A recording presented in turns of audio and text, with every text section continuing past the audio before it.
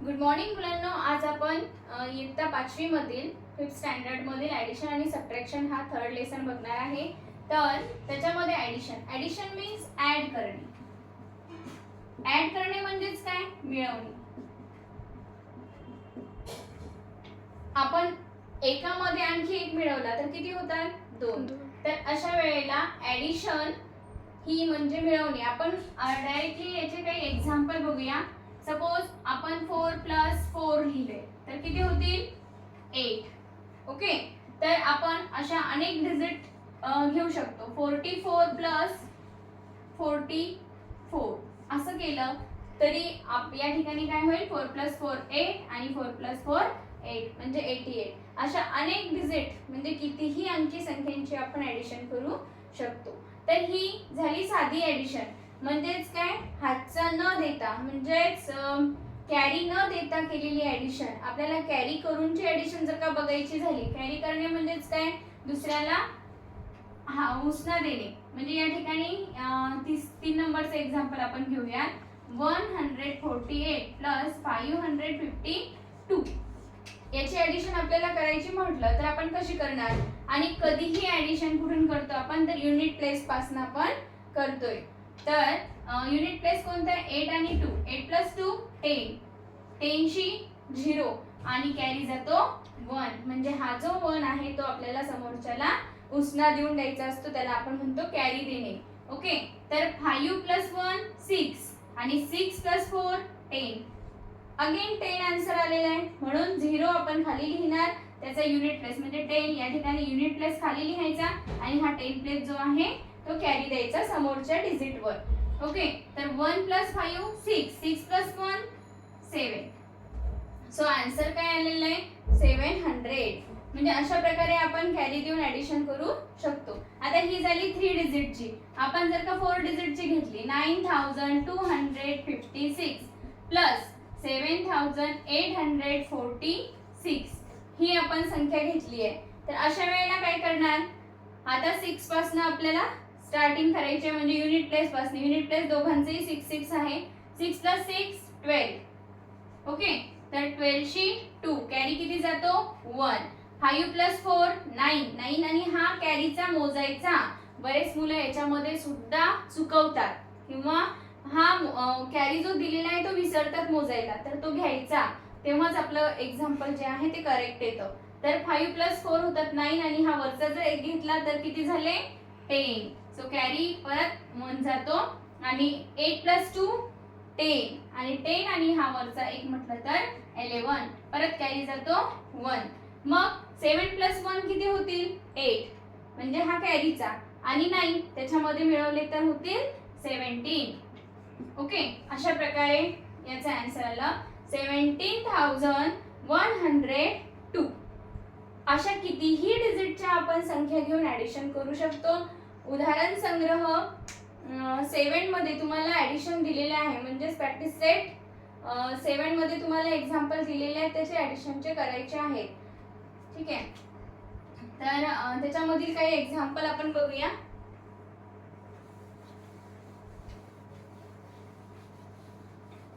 खूप इझी आहे आणि बेसिक्स आहे. फक्त सातत्य ठेवायचं अभ्यासामध्ये. जर का नित्य आपण वेळ दिली अभ्यासाला आणि करून बघितलं खूप सारे एक्झाम्पल आपण मनाने सुद्धा घेऊ शकतो. कारण डिजिट वेगळे काहीच नाही आहे. 0 to 9 या नंबरच्या व्यतिरिक्त कुठले डिजिट आहेत का? त्या संख्या आपल्याला घेता येतात इझिली. आपण सुद्धा घेऊ शकतो.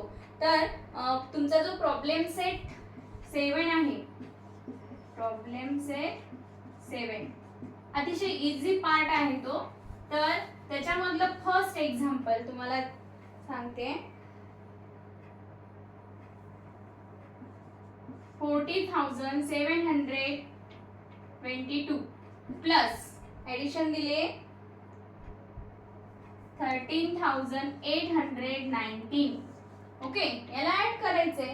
तर हे ॲडिशन कशी होईल? जर का 10 च्या वर असेल तर आपल्याला कॅरीचीच ॲडिशन आहे. आता आपल्याला स्टार्ट करायचं युनिट प्लेस पासून. 9 + 2 किती होतील? 11. तर 11 शी 1 कॅरी जातो 1. 2 + 1 3. 3 + 1 4. ओके. मग परत हे 7 + 8 किती होणार? 15. तर 15 शी 5 लिहायचा, कारण 15 याप्रमाणे आपण लिहितो, मग युनिट प्लेस आपल्याला खाली द्यायची असते आणि 10 प्लेस म्हणजे 10 प्लेस वर आलेला 1 तो कॅरी करायचा असतो. याच्यामध्ये सुद्धा बरेच मुलं मिस्टेक करतात की 1 खाली लिहून टाकतात आणि कॅरी देतात 5, म्हणजेच एक्झाम्पल रॉंग झालं. हे पण लक्षात घ्यायचे करताना. 1 + 3 4, 4 + 1 5. अशा प्रकारे आन्सर काय होईल? 54,541. ओके, अशा प्रकारे आणखी एक आपण लास्ट एक्झाम्पल घेऊया. 33,216 प्लस 28,540. तर बघा याच्यामध्ये तर खूप इझी आहे. आता राहिलेली एक्झाम प्रॉब्लेम सेट 7 मध्ये फक्त 4 एक्झाम्पल आहेत आणि त्या 4 एक्झाम्पल मधले 2 तुम्हाला होमवर्क साठी. ओके, आणि पहिलं हे फर्स्ट नंबर आणि हे लास्ट नंबर 4 नंबरचं. 6 + 0 6, 1 + 4 5, 2 + 5 7, 3 + 8 11, कॅरी जातो 1, 3 + 1 4, 4 + 2 6. पटापट आन्सर द्यायचा आहे. बघा अशा वेळेला आपण स्वतः खूप सारे एक्झाम्पल घेतल्यानंतर लगेच कुठलीही आपल्याला जर का कोणीही आपली एक टेस्ट घेतली किंवा एक्झाम्पल दिले तर लगेच आपल्याला ॲडिशनचे सॉल्व्ह करता येतील. अशा प्रकारे ॲडिशन हा पार्ट आहे. त्याच्यानंतर आपल्याला दुसरा पार्ट बघायचा आहे, तो म्हणजे सबट्रॅक्शनचा. त्याच्यानंतर आपल्याला सबट्रॅक्शन बघायची आहे.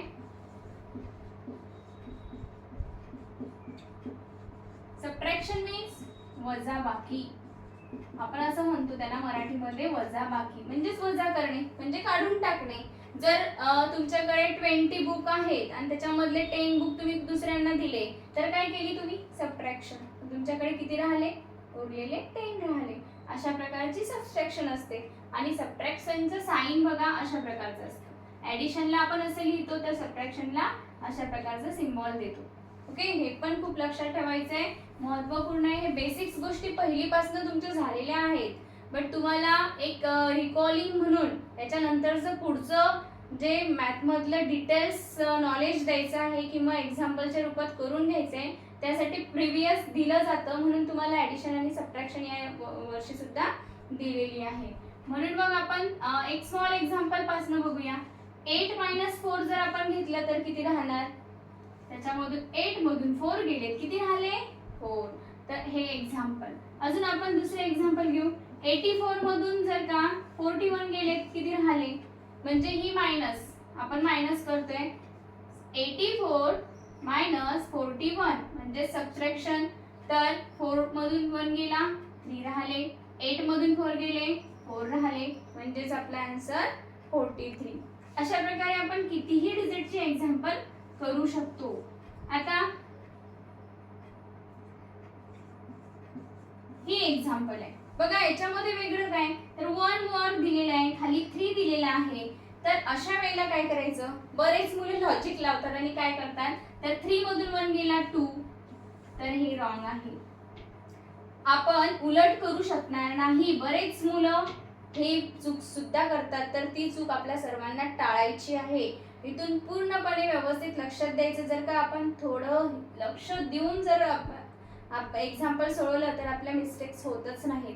बघा अशा वेळेला काय करायचं, तर ही एक्झाम्पल आपल्या लक्षात येईल की ही बोरो करायची आहे. म्हणजे आपल्याला काय घ्यायचं आहे? उसना घ्यायचा आहे, आपल्याला द्यायचा नाहीये. आता ज्या वेळेला आपण ॲडिशन करतो तेव्हा एक्स्ट्रा पैसे आपल्याकडे असतात, म्हणजे एक्स्ट्रा असतात म्हणून आपण दुसऱ्यांना देतो. आणि आपण या ठिकाणी सबट्रॅक्ट करतोय, संख्येला सबट्रॅक्ट करतोय. या ठिकाणी 1 मधून 3 जातात का? नाही जात. मग या ठिकाणी आपल्याला दुसऱ्याकडून घ्यायचा असतो. ओके, तर 1 मधून 3 गेले, किती राहिले? नाही जात. तर आपण या समोरच्याला 1 मागायचा. मग इथे 1 जवळ किती होतील? 11 होतील. या 9 नी 1 दिलाय त्याच्यामुळे 9 मधला 1 कमी होईल, म्हणजे 8 राहतील. मग 11 मधले 3 गेले, काढून टाकायचे 11 मधले 3, म्हणजेच किती राहिले? 8. 8 मधून 2 गेले, किती राहिले? 6. 8 मधून 2 गेले परत किती राहिले 6 म्हणजेच आपला आन्सर 668 हे होईल. ओके. त्यानंतर आपण एक लास्ट एक्झाम्पल समजून घेऊयात. 2963 minus 1299. ओके. इथं दिसतंय आपल्याला छोटी संख्या आहे खाली, आपल्याला ती मायनस करायची आहे. पण जर का युनिट प्लेसचा विचार केला तर 3 मधून 9 जातील का? नाही जाणार. आता ही कशाची सबट्रॅक्शन आहे? मग बोरो करायची आहे. मग आपल्याला बोरो करायचं आहे, समोरच्या जोडून एक उसना घ्यायचा आहे. नंतर आपण त्या 3 ला 13 बनवू आणि त्या 13 मधून 9 गेले का मग उरलेली संख्या आपण आन्सर मध्ये लिहिणार. तर बघा कुणाला उसना मागायचा आहे, मग 3 मधून 9 तर जात नाही, मग 6 ला म्हणायचं एक उसना दे. मग 6 जवळ राहतात 5 आणि इथं होतील 13. ओके.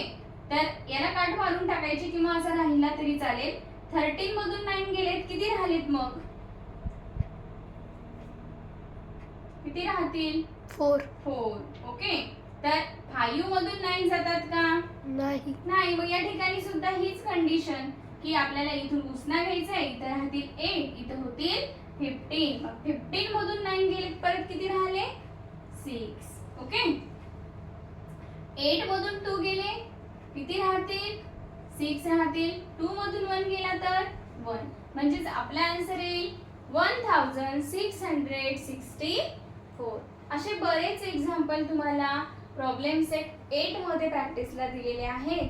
ते ॲज अ होमवर्क तुम्ही करायचे आहेत.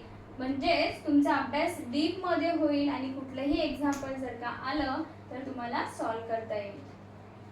ठीक आहे. आता राहिलेला जो भाग आहे आपण उद्याला बघणार आहे.